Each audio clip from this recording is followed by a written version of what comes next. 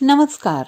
भाषा ज्ञान पर आधारित हमारे चैनल हिंदी जगत में एक बार फिर आपका स्वागत है।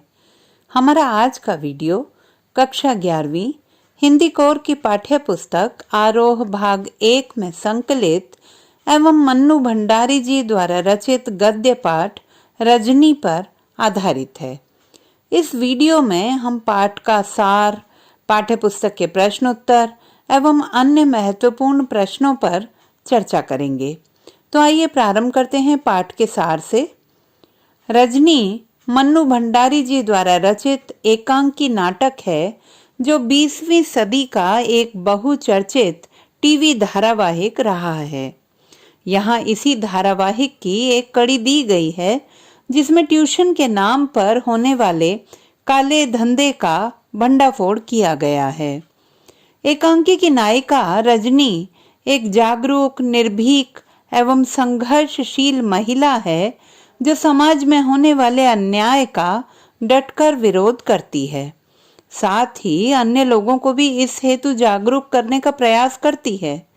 इस एकांकी में वह व्यवसाय बनती शिक्षा की समस्या की ओर समाज का ध्यान आकर्षित करती है। एकांकी में रजनी के पड़ोस में रहने वाला बालक अमित गणित में कुशल होने पर भी गणित के मास्टर से ट्यूशन न लेने के कारण बहुत कम अंक प्राप्त करता है। हेडमास्टर ट्यूशन को शिक्षकों और विद्यार्थियों का आपसी मामला बताकर टाल देते हैं। यहाँ तक कि घर पर उसका पति एवं अन्याय सहने वाला अमित भी उसे इस मामले में कुछ न करने की सलाह देता है। परंतु रजनी चुप रहने के बजाय डायरेक्टर ऑफ एजुकेशन से इस विषय पर चर्चा करती है। वह कहते हैं कि उन्हें आज तक इस बारे में कोई शिकायत ही नहीं मिली।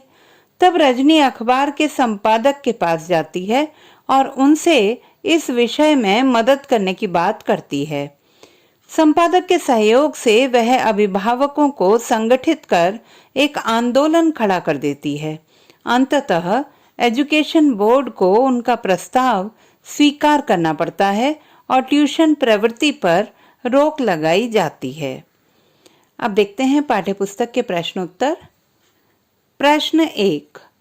रजनी ने अमित के मुद्दे को गंभीरता से लिया क्योंकि वह अमित से बहुत स्नेह करती थी।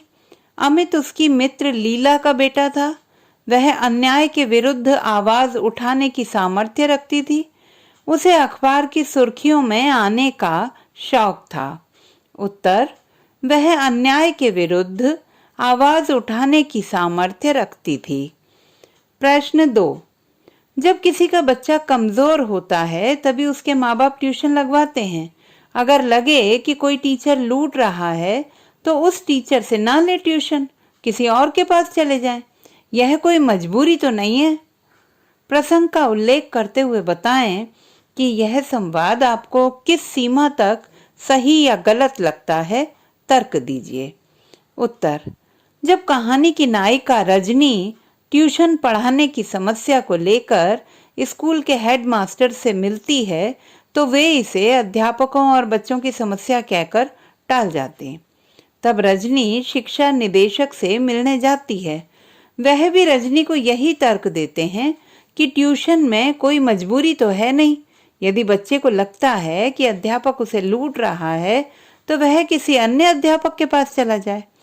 हमें हेडमास्टर और निदेशक महोदय का यह कहना पूर्णतया अनुचित प्रतीत होता है। उन्हें जबरदस्ती ट्यूशन लेने की प्रवृत्ति में कोई समस्या नजर नहीं आती। वह समस्या को समझने की बजाय टालने में रुचि रखते हैं।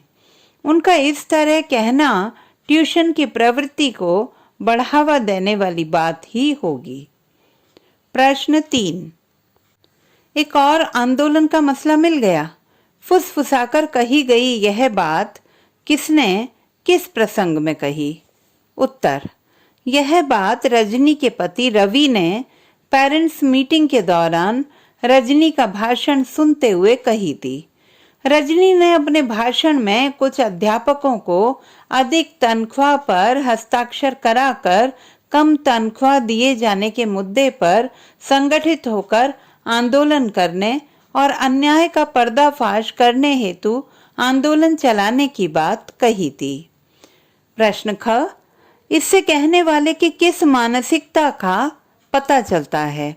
उत्तर, इससे कहने वाले की इस मानसिकता का पता चलता है कि वह अपने काम से काम रखते हुए समाज की समस्याओं में उलझना नहीं चाहता, साथ ही वह स्त्री द्वारा चलाए जा रहे आंदोलन को बहुत हल्के रूप में लेता है। प्रश्न 4, रजनी धारावाहिक की इस कड़ी की मुख्य समस्या क्या है? क्या होता अगर अमित का पर्चा सचमुच खराब होता? प्रश्न ख, संपादक रजनी का साथ न देता। उत्तर, रजनी की इस कड़ी की मुख्य समस्या शिक्षा जगत में व्यावसायिकता का हावी होना है। स्कूली अध्यापकों द्वारा बच्चों को जबरदस्ती ट्यूशन पढ़ाने के लिए विवश करने के विरुद्ध जन जागरण करना इस कड़ी का मुख्य उद्देश्य है।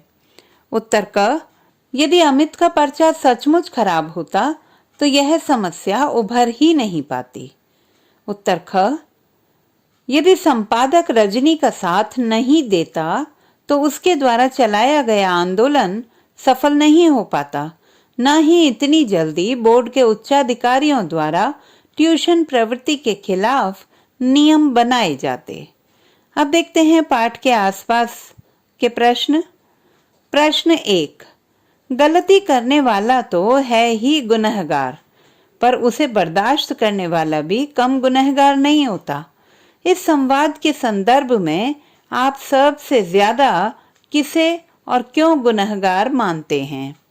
उत्तर, संवाद के संदर्भ में देखें तो गलती करने वाला तो गुनहगार है ही, परंतु गलत को बर्दाश्त करने वाला ज्यादा गुनहगार है, क्योंकि अन्याय का डटकर विरोध नहीं करता वह, बल्कि अन्यायी को अन्याय करने की छूट दे देता है।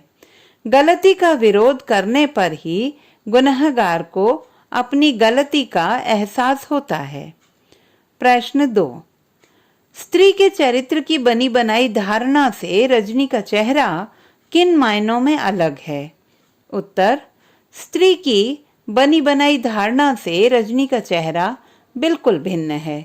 भारतीय स्त्री को शक्तिहीन, विवादों से परे रहने वाली, सहनशील और कोमलांगी माना जाता रहा है। इसके विपरीत इस कथा की नायिका रजनी संघर्षशील, जुझारू ढंग से समाज हित में अन्याय का सशक्त विरोध करती नजर आती है। नाटक में जहां वह उच्चाधिकारियों को व्यंग्य भरी भाषा में तिरस्कृत करने से नहीं चूकती, वहीं वह समाज की समस्याओं से विरक्त अपने पति को भी खरी खोटी सुना देती है। अब बात करते हैं कुछ अन्य महत्वपूर्ण प्रश्नों की। प्रश्न 1, ट्यूशन पढ़ना पढ़ाना छात्र और अध्यापक का मामला है, आप इस तर्क से कहां तक सहमत हैं? उत्तर, ट्यूशन पढ़ना पढ़ाना छात्र और अध्यापक के मध्य का मामला है। मैं इस तर्क से बिल्कुल भी सहमत नहीं हूँ। हेडमास्टर यह तर्क देकर अपनी जिम्मेदारी से बच नहीं सकता। यदि कोई अध्यापक स्कूल के विद्यार्थी को ट्यूशन पढ़ने के लिए बाध्य करता है, तो यह स्कूल के हेडमास्टर का ही कर्तव्य है कि वह ऐसा न होने दे, अन्यथा अध्यापक नियंत्रणहीन और छात्र असहाय हो जाएंगे। प्रश्न 2, ट्यूशन वृत्ति के मामले में शिक्षा निदेशक का कर्तव्य क्या है? उत्तर, ट्यूशन वृत्ति के मामलों में शिक्षा निदेशक का कर्तव्य है कि वह न केवल शिक्षा के कामकाज पर निगरानी रखे, अपितु ट्यूशन वृत्ति में लिप्त अध्यापकों के विरुद्ध प्राप्त होने वाली शिकायतों पर संज्ञान लेकर कठोर कार्यवाही भी करे। प्रश्न 3, ट्यूशन वृत्ति के मूल में अध्यापकों की अपनी समस्याएं उत्तरदायी हैं, कैसे? उत्तर, भारत जैसे देश में यह दुर्भाग्यपूर्ण है कि अध्यापकों को न तो उचित सम्मान और न ही उचित मानदेय प्रदान किया जाता है, प्राइवेट स्कूलों में पढ़ाने वाले शिक्षकों की स्थिति तो और भी अधिक दयनीय है।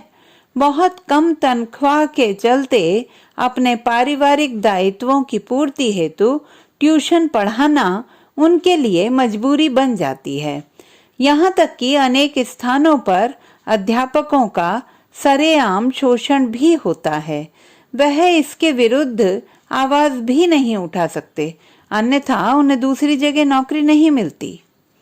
प्रश्न 4, क्या आपके अनुसार विद्यालय का हेडमास्टर अध्यापक को ट्यूशन में सहायता करने का दोषी है? अपने विचार लिखिए। उत्तर, प्रस्तुत नाटक में विद्यालय का हेडमास्टर इस ट्यूशन के काले धंधे में प्रत्यक्ष रूप से दोषी नहीं ठहराया जा सकता। वह किसी अध्यापक का समर्थन नहीं करता, परंतु उसकी अपनी कर्तव्यों के प्रति लापरवाही यहाँ स्पष्ट दिखाई देती है। विद्यालय का हेडमास्टर होने के नाते उसका दायित्व है कि वह सभी अध्यापकों पर निगरानी रखते हुए विद्यार्थियों के हित में कार्य करने पर बल दे, परंतु अध्यापक विशेष के प्रति ट्यूशन लेने के लिए बाध्य करने की शिकायत प्राप्त होने पर भी वह उसके विरुद्ध कोई कार्यवाही नहीं करता।